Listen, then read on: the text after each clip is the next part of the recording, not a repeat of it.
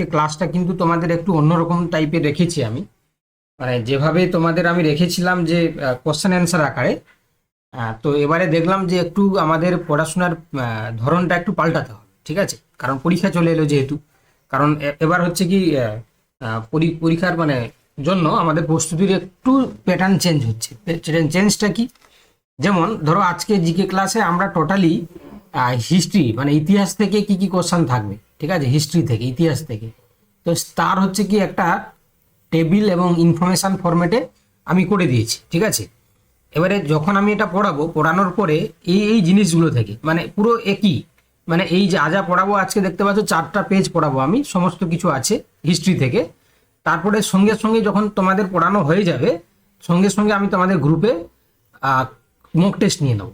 Mock test, ঠিক আছে? Mock test. এবার মক টেস্টটা কেমন নেবো?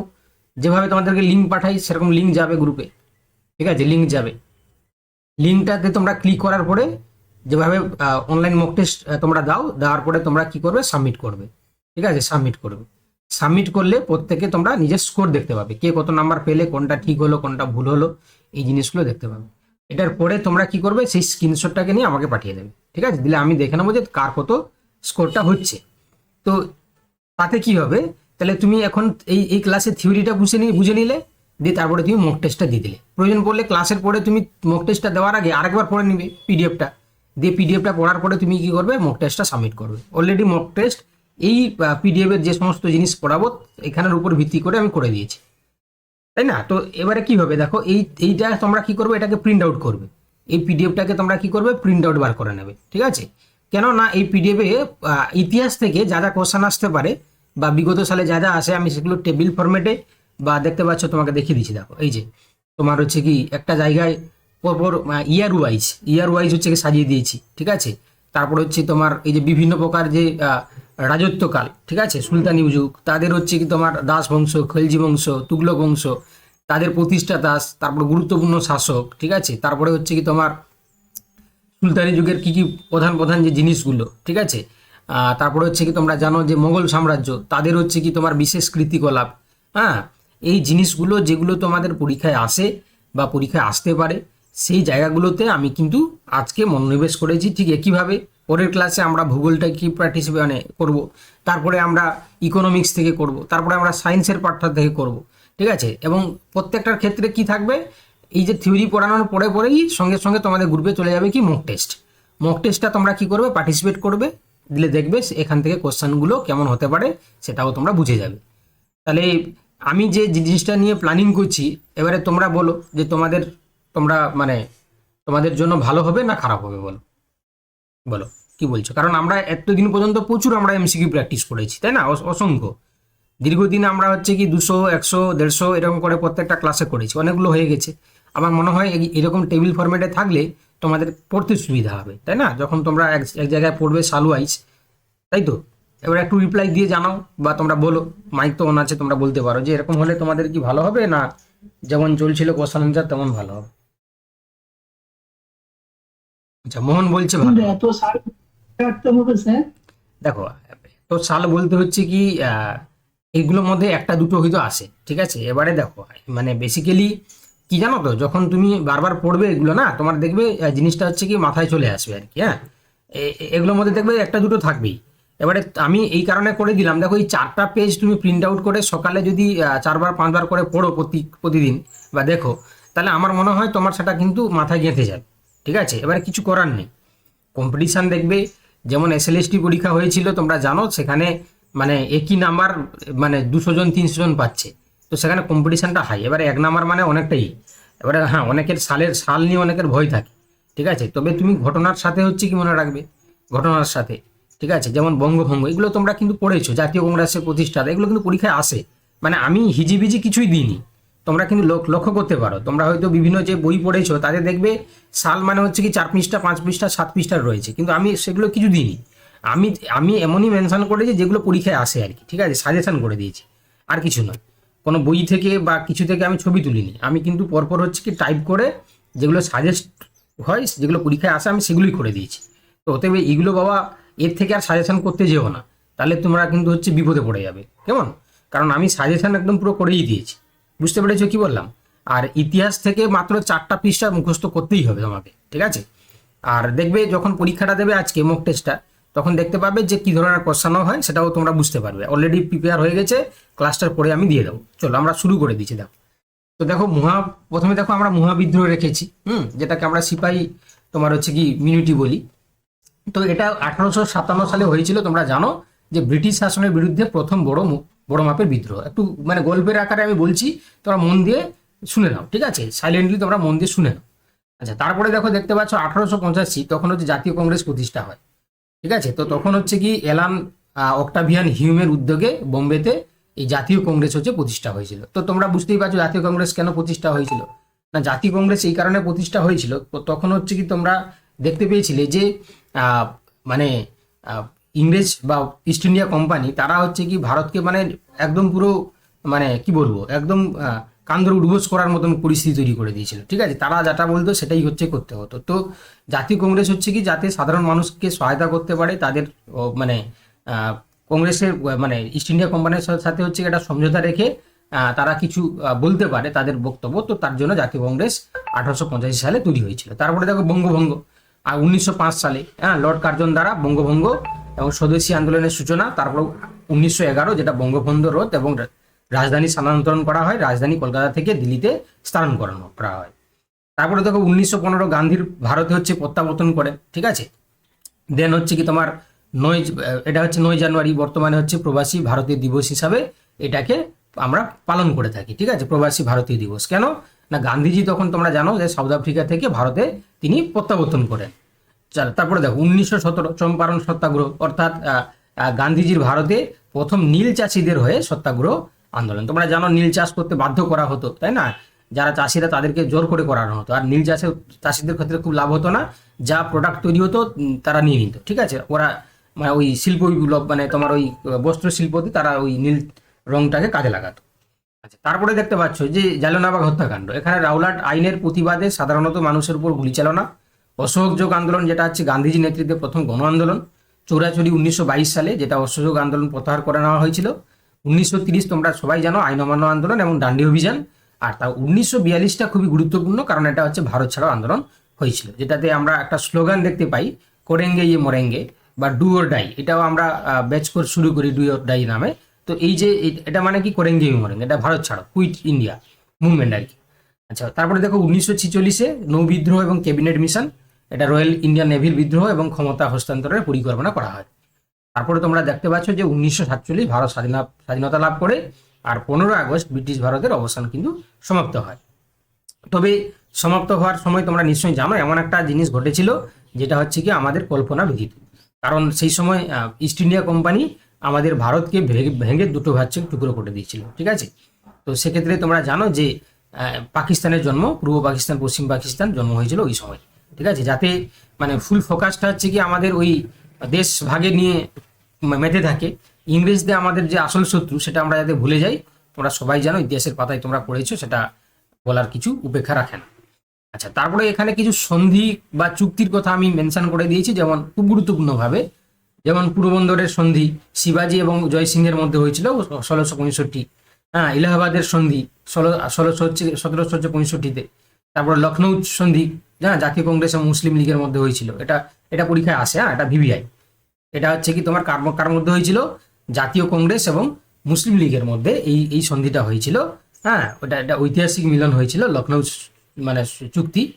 তারপরে যে গান্ধী আরউইন হচ্ছে চুক্তি, এটা দ্বিতীয় গোল টেবিল বৈঠকে যোগ দেওয়ার শর্তেই চুক্তি হয়েছিল। পুনা চুক্তি, যেটা বি.আর. আম্বেদকর এবং গান্ধীজির মধ্যে দলিতদের অধিকার নিয়ে চুক্তি হয়েছিল। আচ্ছা, এবারে কিছু মনে রাখার জন্য কিছু আমরা জিনিস রেখেছি, যেমন বাংলার বিশেষ ঘটনা। 1905 সালে যখন বঙ্গভঙ্গ হয়, রবি ঠাকুরের ভ্রাতৃত্বের প্রতীক হিসাবে রাখি বন্ধন উৎসব পালন করে, মনে রাখবে। তারপর হচ্ছে দেখো আজাদ হিন্দ ফৌজ, যেটা 1943 সালে সিঙ্গাপুরে সুভাষচন্দ্র বসু আইএনএ, ঠিক আছে, দায়িত্বভার গ্রহণ করেন।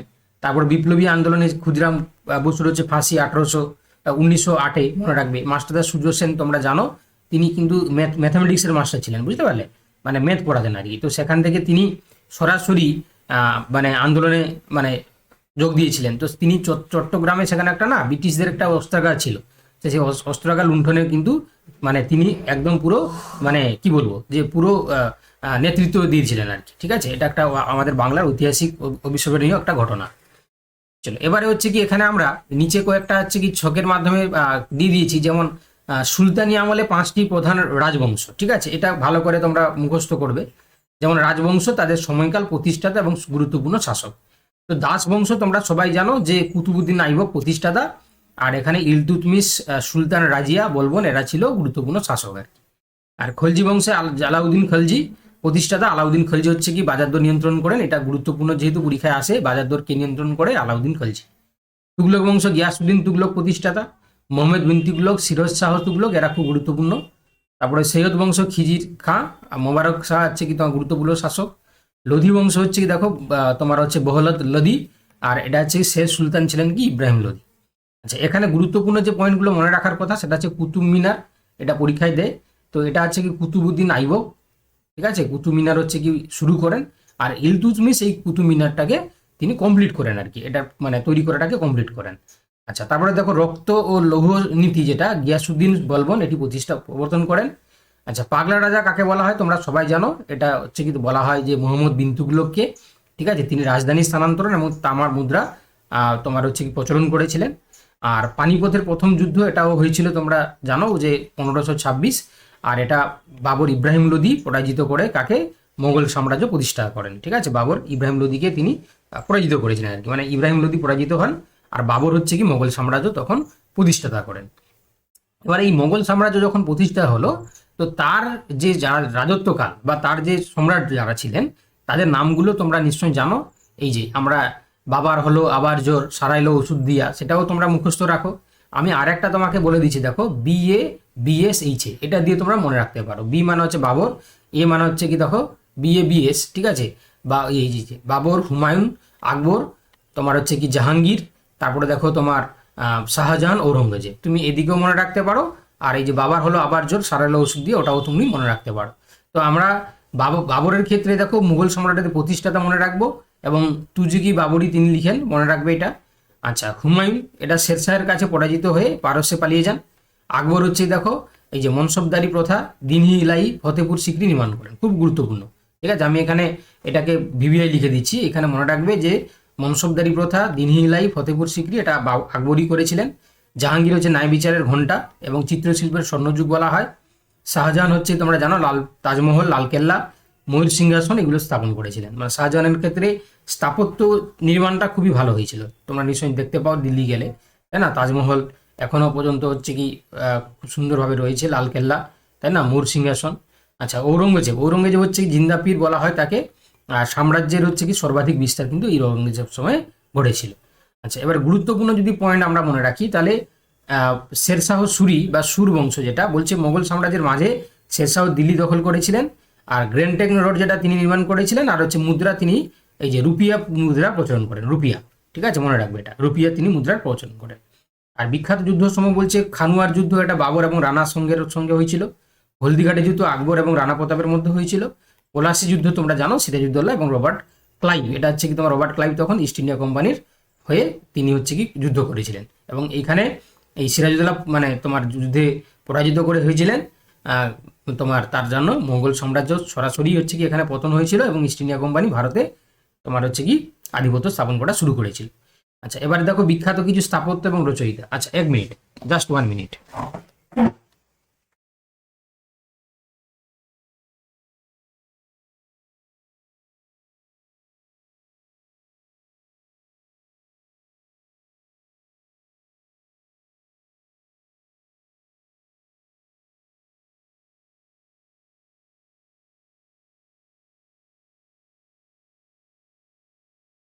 দেখো, তো এখানে বিখ্যাত স্থাপত্য এবং রচয়িতা যদি আমরা দেখি, তাহলে কি কি দেখতে পাবো? আইনি আকবরী আবুল ফজল, তাই না? তাজমহল যেটা তোমরা জানো যে ওস্তাদ আহমেদ লাহোরি প্রধান স্থপতি ছিলেন তিনি। আচ্ছা, বুন্দল দরওয়াজা, এটা আকবরের সময়, এটা হচ্ছে কি তোমার গুজরাট বিজয় সরণে রয়েছে, ঠিক আছে। আচ্ছা, এবার কিছু ভারতের আমাদের আরো প্রাচীন যে সমস্ত হচ্ছে কি তোমার বংশ ছিল, রাজবংশ বংশ, তাদের প্রতিষ্ঠাতা শ্রেষ্ঠ রাজা সম্পর্কে আমরা এখানে রেখেছি, কারণ প্রায়শই কিন্তু প্রশ্ন আসে, ঠিক আছে। তো দেখো এখানে হর্ষঙ্ক বংশ, যেটা হচ্ছে বিম্বিসার প্রতিষ্ঠাতা ছিলেন, শেষ সম্রাট ছিলেন অজাতশত্রু, এবং রাজধানী ছিল রাজগৃহ। মৌর্য বংশ দেখো, চন্দ্রগুপ্ত মৌর্য ছিলেন প্রতিষ্ঠাতা, শ্রেষ্ঠ সম্রাট ছিলেন হচ্ছে অশোক, আর তার রাজধানী ছিল পাটলিপুত্র। আর যেটা কুষাণ বংশ, কুজুল হচ্ছে কি তোমার হচ্ছে কোচফিসেস, আর কনিষ্ক ছিলেন শ্রেষ্ঠ সম্রাট, আর এখানে তাদের রাজধানী ছিল পেশোয়ার বা পুরুষপুর। গুপ্ত বংশের শ্রীগুপ্ত হচ্ছে প্রতিষ্ঠাতা, সমুদ্রগুপ্ত হচ্ছে কি তার মানে শ্রেষ্ঠ বা রাজা, আর পাটলিপুত্র ছিল তাদের রাজধানী। পাল বংশ হচ্ছে গোপাল প্রতিষ্ঠাতা, ধর্মপাল হচ্ছে কি শ্রেষ্ঠ সম্রাট, আর মুঙ্গের বা গৌড় ছিল ওদের তোমার হচ্ছে রাজধানী। সেন বংশের সামন্ত সেন প্রতিষ্ঠাতা, বিজয় সেন হচ্ছে কি তার শ্রেষ্ঠ রাজা। এখানে নবদ্বীপ বা লক্ষণাবতী এটাই ছিল তাদের রাজধানী। ঠিক আছে, চলো নেক্সট। এবার বলছে দেখো যে ভারতের মোড় ঘুরিয়ে দেওয়া কিছু গুরুত্বপূর্ণ যুদ্ধের তালিকা। যেমন হচ্ছে কলিঙ্গ যুদ্ধ। দেখো কলিঙ্গ যুদ্ধ এটা খুবই গুরুত্বপূর্ণ এই কারণে, যদিও 261 খ্রিস্টপূর্বতে হয়েছিল, অশোকের সাথে কলিঙ্গ রাজা মধ্যে হয়েছিল, এবং সেখানে তোমরা জানো অশোক এখানে যদিও জয়লাভ করেছিলেন, কিন্তু প্রচুর পরিমাণে তোমরা জানো যে সৈন্য সামন্ত তারা মারা যায়। ফলে অশোক হচ্ছে কি চণ্ডাশোক থেকে ধর্মাশোকে রূপান্তরিত হয়েছিলেন, এবং তিনি দেখতে পাচ্ছ যে বৌদ্ধ ধর্ম গ্রহণ করেছিলেন, এবং অশোক দেখো জয়ী হয়েছিলেন। আচ্ছা, তরাইনের প্রথম যুদ্ধ, এটা পৃথ্বীরাজ চৌহান এবং ঘড়ির মধ্যে, পৃথ্বীরাজ চৌহান জয়ী করেন। তরাইনের দ্বিতীয় যুদ্ধ, এটাও মোহাম্মদ ঘড়ি এবং পৃথ্বীরাজ, এখানে মোহাম্মদ ঘড়ি আবার জয়লাভ করেন। বক্সারের যুদ্ধ 1700 হচ্ছে কি তোমার 64, ব্রিটিশ বনাম সম্মিলিত বাহিনী, এখানে ইংরেজ জয় করে আর ভারতে ব্রিটিশ শাসন দিল হয়।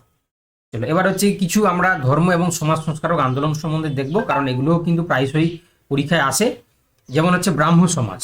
ঠিক আছে, ব্রাহ্ম সমাজে দেখো রাজা রামমোহন রায় প্রতিষ্ঠাতা। তো এটা হচ্ছে 1828 খ্রিস্টাব্দে এটা প্রতিষ্ঠিত হয়েছিল। উদ্দেশ্য কি ছিল মনে রাখবে, সতীদাহ প্রথা বিলোপ এবং এক ঈশ্বরবাদ। ঠিক আছে, এটা হচ্ছে ব্রাহ্ম সমাজ প্রতিষ্ঠাতার মূল উদ্দেশ্য। এটা কিন্তু পরীক্ষায় আসে বাবা। ঠিক আছে, ভালো করে মাথায় ঢুকিয়ে নাও। আজকে যা যা আমি বলছি একটাও তোমরা কিন্তু স্কিপ করবে না, কারণ এগুলো কিন্তু সাজেশন হিসাবেই বানানো, মানে কোনোভাবেই যে মানে কোনো একটা জায়গা থেকে তুলিয়ে দেওয়া তা নয়, এগুলোকে ধরে ধরে বানাতে হয়েছে যে এগুলো জায়গা থেকে কোশ্চেন আসে। আমি বারবার কিন্তু বলছি, জোর দিয়ে বলছি। ঠিক আছে, মনে রাখবে। আচ্ছা, আর্য সমাজ হচ্ছে দেখো স্বামী দয়ানন্দ সরস্বতী, বেদে ফিরে যাও, এটা হচ্ছে কি তার প্রধান উদ্দেশ্য। তোমার মানে বেদে মানে হচ্ছে বেদ, আমাদের যে বেদ দুটো রয়েছে, ঠিক আছে, চতুর্বেদ যেটা, এটা 1875। আর রামকৃষ্ণ মিশন স্বামী বিবেকানন্দ প্রতিষ্ঠা করেন 1897।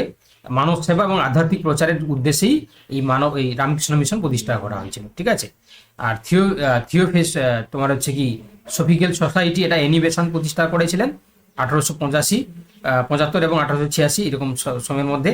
আর প্রাচীন ভারতের ধর্মের পুনরুত্থান করার উদ্দেশ্যেই করা হয়েছিল। আর সত্য শোধক সমাজ, এটা জ্যোতিবা ফুলে, মনে রাখবে, এটা 1873, এটা দলিত এবং নারী অধিকার রক্ষা করার জন্য এই তোমার হচ্ছে প্রতিষ্ঠা করা হয়েছিল। এবার দেখো কিছু ভূমি রাজস্ব ব্যবস্থা যেটা আমাদের ছিল আমাদের সমাজে, চিরস্থায়ী বন্দোবস্ত, রায়তোয়ারি ব্যবস্থা এবং মহলওয়ারি ব্যবস্থা, এগুলো কিন্তু আমাদের ইতিহাসে কমন কোশ্চেন। তো চিরস্থায়ী হচ্ছে লর্ড কর্নওয়ালিস বাংলা, উড়িষ্যা এবং বিহারে বৈশিষ্ট্য জমিদারদের জমির মালিকানা প্রদানের জন্য এই চিরস্থায়ী বন্দোবস্ত করা হয়েছিল। রাউতোয়ারি ব্যবস্থা যেটা যে টমাস মুনরো, এটা মাদ্রাজ বোম্বে, এটা সরাসরি কৃষকদের সাথে যুক্তি, এই তোমার হচ্ছে রাউতোয়ারি ব্যবস্থা। আর মহলওয়ারি ব্যবস্থা হচ্ছে কি হল্ট ম্যাকেঞ্জি, এটা হচ্ছে কি তোমার উত্তর এবং পশ্চিম ভারত, আর এটা গ্রামের হচ্ছে কি উপর ভিত্তি করে খাজনা, এটা হচ্ছে কি তোমার মহলওয়ারি ব্যবস্থা করা হয়েছিল।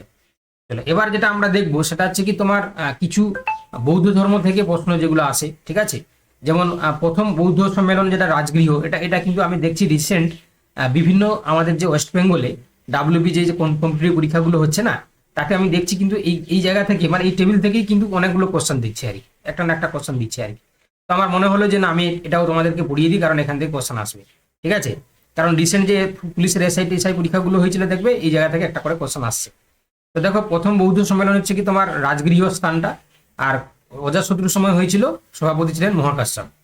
আচ্ছা, দ্বিতীয় বৌদ্ধ সম্মেলন হচ্ছে বৈশালী, কালাক্ষ হচ্ছে কি তোমার আমলে হয়েছিল এবং শাকা কাবি সভাপতি ছিলেন সাবাকাবি। তৃতীয় বৌদ্ধ সম্মেলন হচ্ছে পাটলিপুত্র, অশোক হচ্ছে কি তার আমলে হয়েছিল এবং এই যে মেঘলি পুত্র তিসা ইনি ছিলেন সভাপতি।